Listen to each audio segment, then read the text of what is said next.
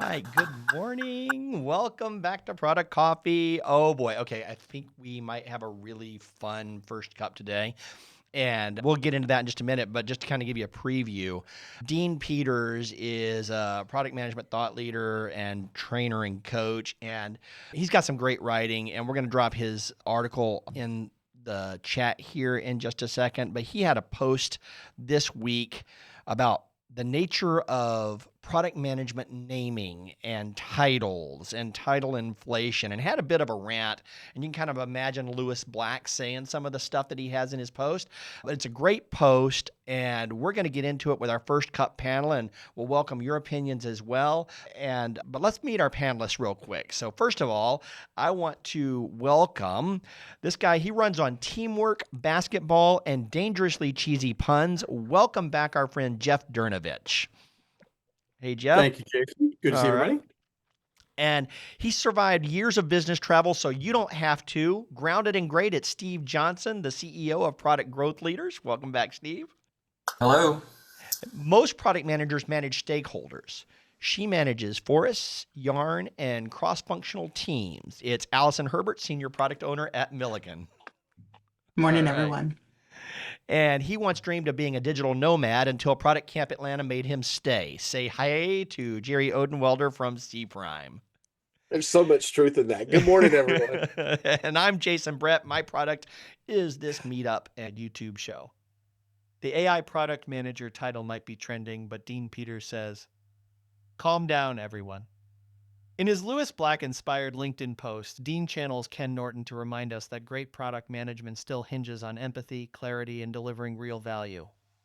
The tools may change, but the job is still deeply human. So I'm going to jump in with our panelists, and when we come back, I'm going to talk about why Dean is wrong.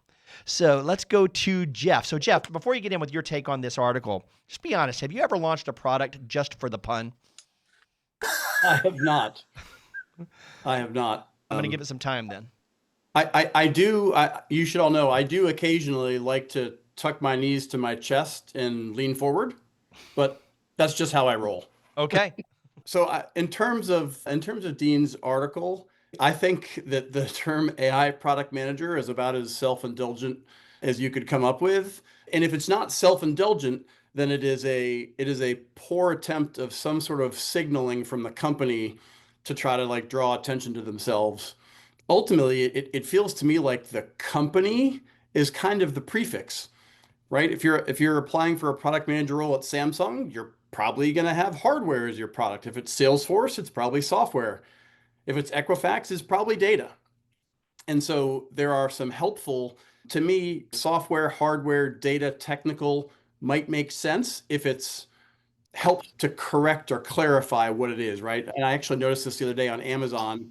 They talk about non-tech and technical product managers because the technical product managers really could be working on hardware, right? Or something that's much more integrated in a warehouse environment versus software product managers, which they don't consider as technical and sort of their terminology. So that's good. But agile, right? I did a quick Google search. I didn't find any waterfall product managers being posted out there, right? It's a way of working. It shouldn't define what the role is. And I appreciate Dean's comments, but I thought that one should have had kind of a strike through of some sort, not a promotion.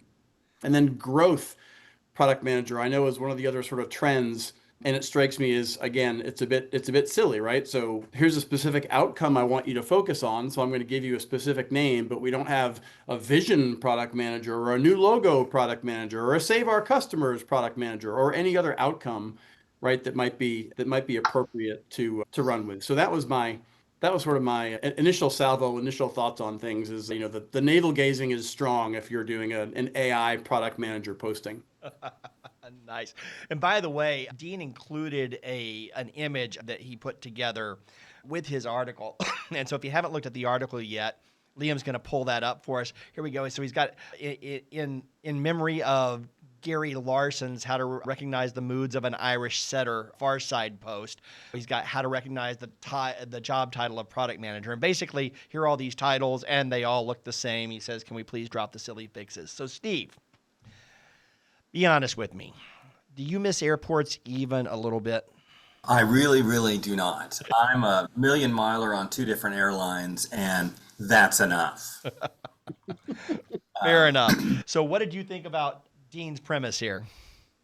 Oh, I have felt that way for years. As Jeff pointed out a moment ago, 10 years ago, we were talking about agile product managers. And who knows? At some point, we probably talked about business product managers versus technical product managers.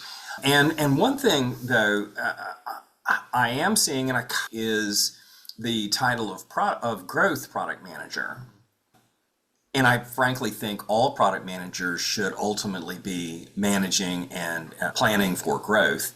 And yet at least for me, it's a better title than product marketing manager. Largely because you don't know which is the important word in product marketing manager. A lot of product marketing managers are Marcom people who have been assigned to a product.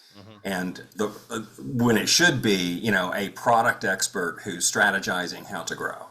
So if we have the bifurcation of product management and product marketing, then I do prefer the growth moniker. But in general, 10, 15 years ago, Saeed Khan wrote an article about, product management's always been agile. Why do we even have this modifier? And I tend to agree with that. For software product manager, hardware product manager, data product manager, it's product management.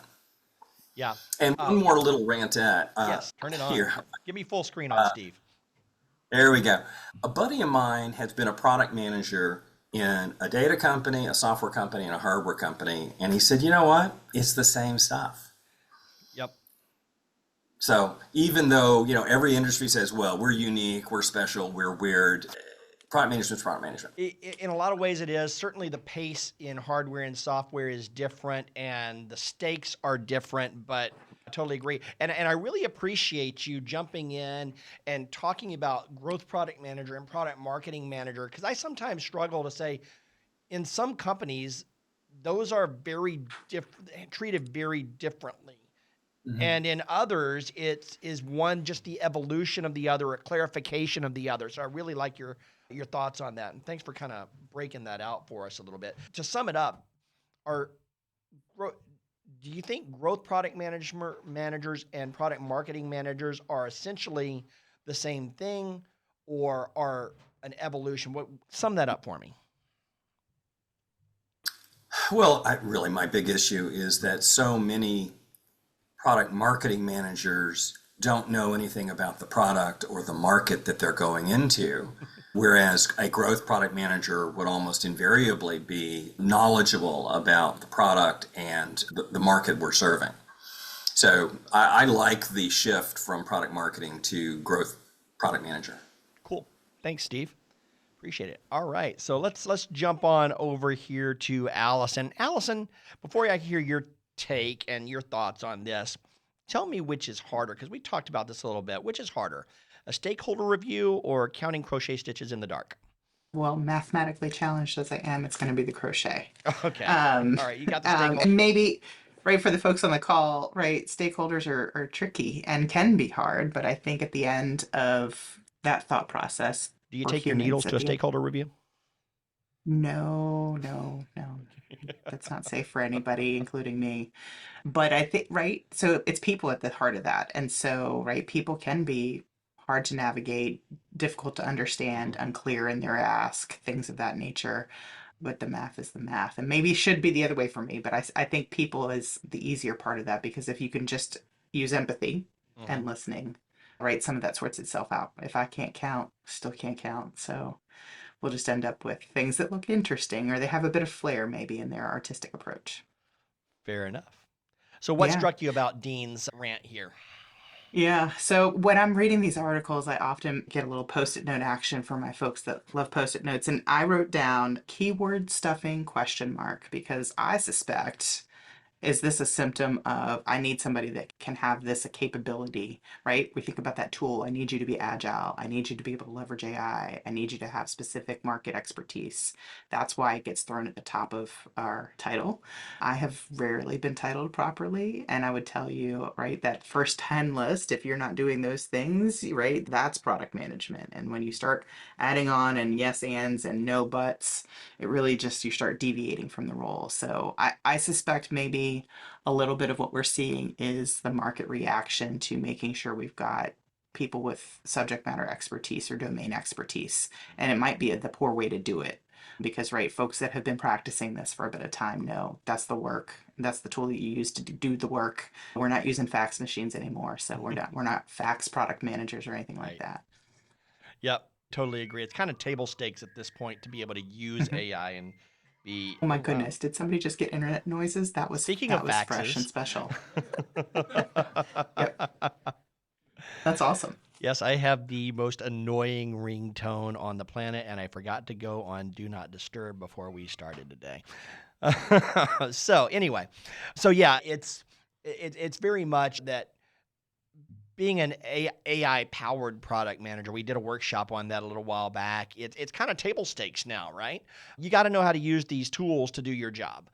And just like a Microsoft Office powered product manager was really important at some point. Now you can actually use Google Docs if you prefer. So thanks, Allison. So Jerry, all right, we kept you in Atlanta, but would you trade product coffee for a teardrop trailer right now?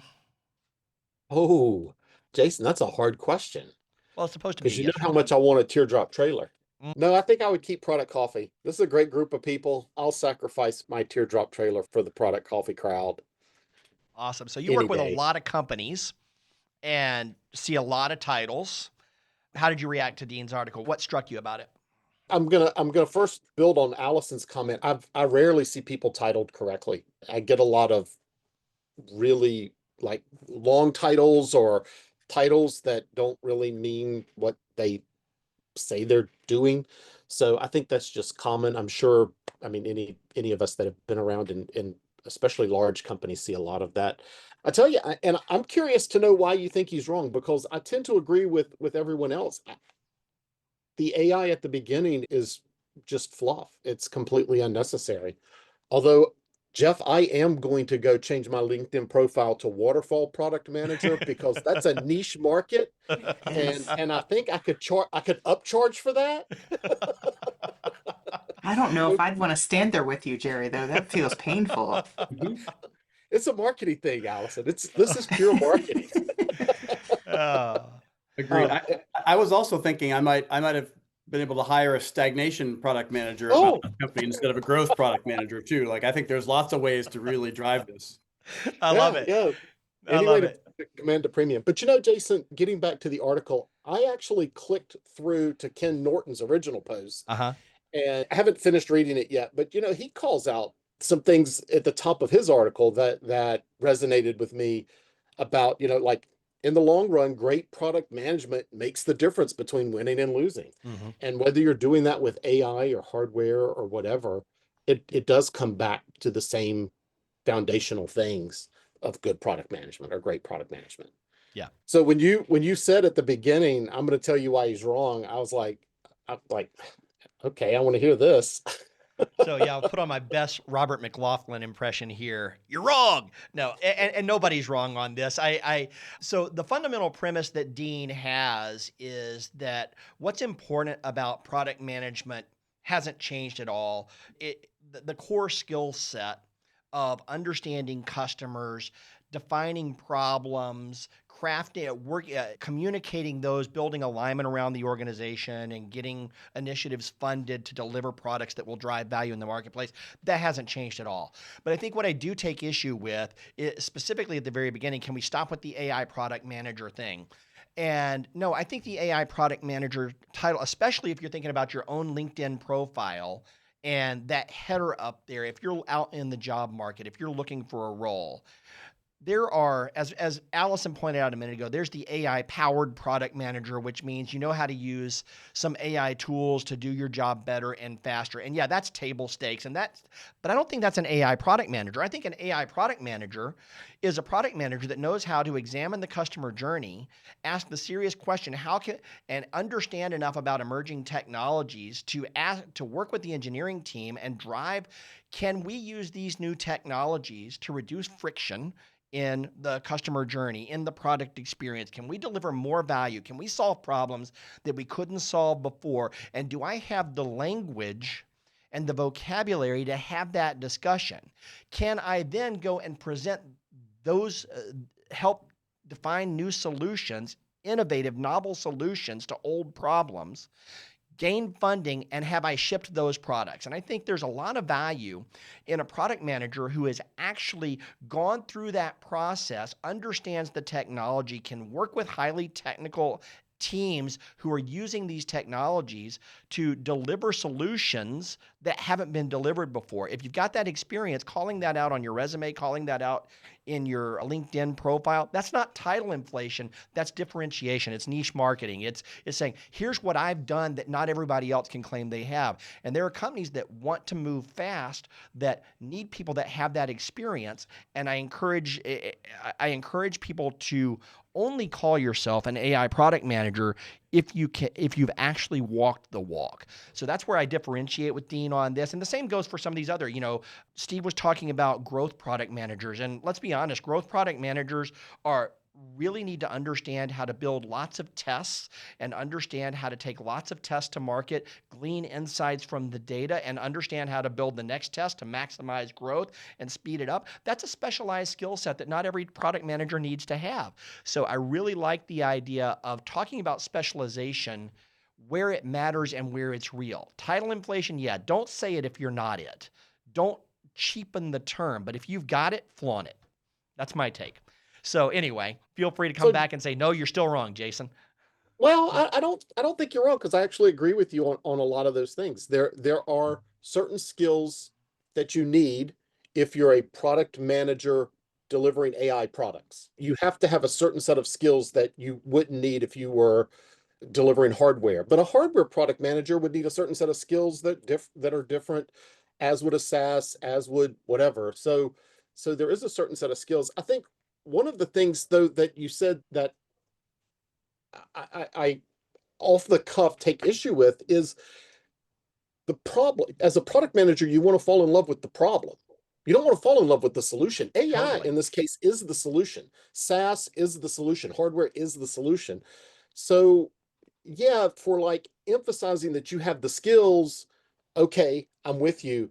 But when you start crossing that line of everything's a nail, I've got the AI hammer, and I'm going to hammer, everything's going to be a nail. I'm going to solve the problem. I don't know. I think then you're falling in love with the technology and not the problem, which is where you really want to focus. And that's a great point too. Great pushback. I appreciate it. I want to hear from our audience too.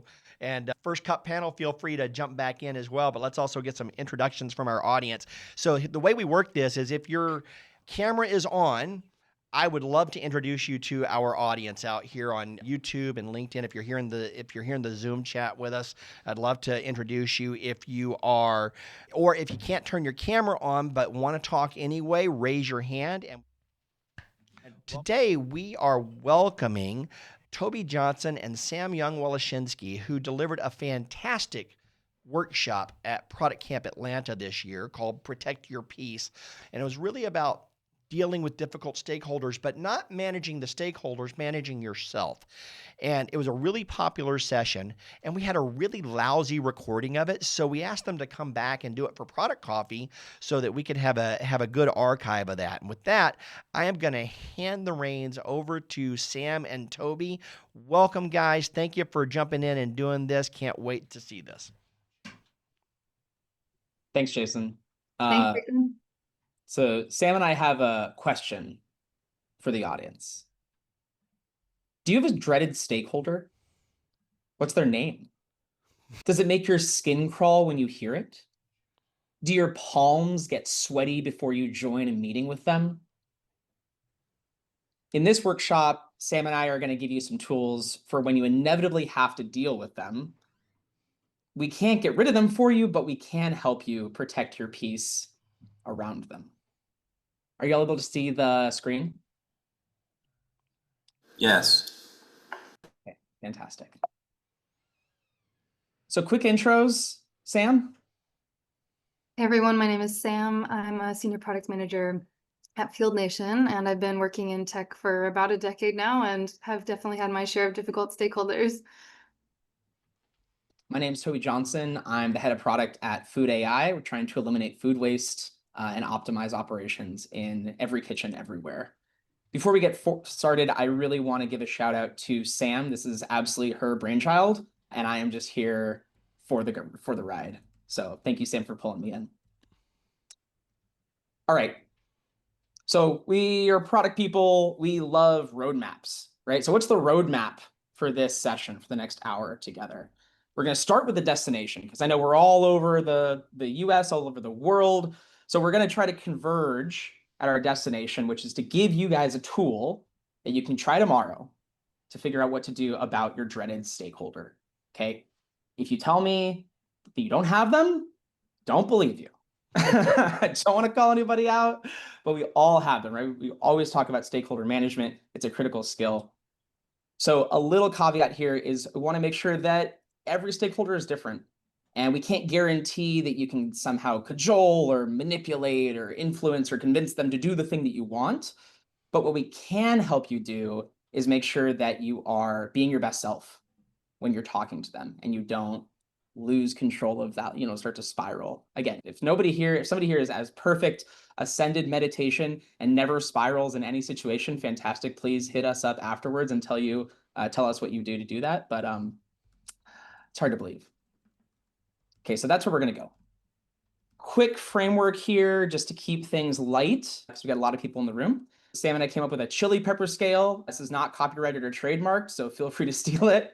1 chili pepper, a little bit spicy. Example is a last minute cancellation of your one-on-one. So your stakeholder canceled your one-on-one. That's like a 1 chili pepper. It's like, it kind of sucks, but you're gonna get through it. 2 chili peppers, we're getting a little bit hotter here, excluded from your important decision. So there is something important, a decision that's important to make, and your dreaded stakeholder excluded you from that decision when you really should have been there. Okay, now we're getting a little spicier, a little hotter. 3 chili peppers. Okay, you had a critical agreement with the stakeholder. They didn't follow through on it. And now your launch and your reputation is impacted. Okay, that's pretty spicy, pretty hot.